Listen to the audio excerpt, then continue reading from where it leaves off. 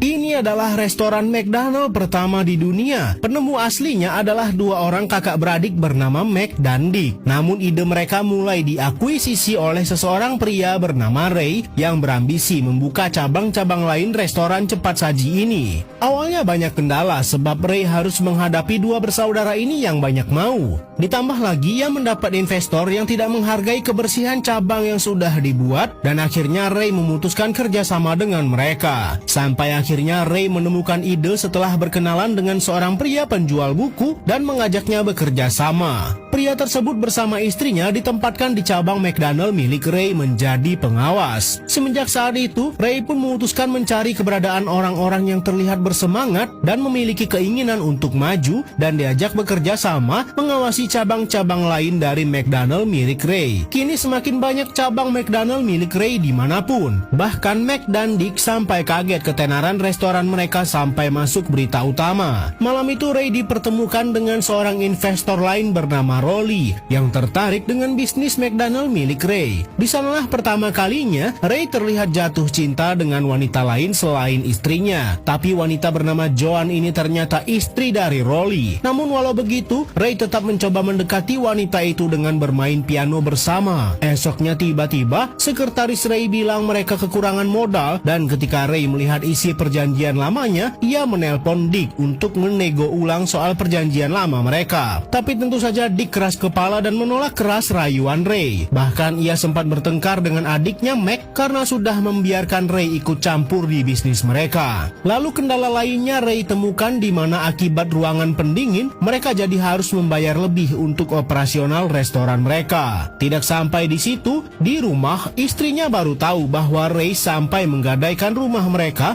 untuk mengambil pinjaman uang. Ray marah besar dan pergi ke bank tempat ia meminjam uang dan memarahi petugas karena sudah menelpon ke rumahnya tanpa izin. Esoknya Ray bertemu dengan Rolly dan Joan untuk membicarakan ide yang didapat Joan untuk menghemat tagihan pendingin ruangan, di mana Joan membuat sebuah bubuk es krim untuk campuran milkshake tanpa menggunakan es krim asli. Ide itu kemudian disampaikan Ray kepada Dick dan Mac, namun tentu mereka menolak mentah-mentah karena menurut mereka milkshake harus dibuat original menggunakan susu dan es krim. Ray pusing, tunggakan semakin banyak. Di bank juga ia tidak mendapat keringanan. Namun ada seorang pria tertarik dengan obrolan Ray. Ketika Ray keluar dari bank itu, pria itu memperkenalkan diri. Ia bernama Harry, seorang ahli keuangan. Di kantornya, Harry kemudian memberi ide kepada Ray untuk menyelamatkan keuangan perusahaannya dengan memonopoli lahan-lahan yang baru. Jadilah kini semakin masif pembangunan cabang baru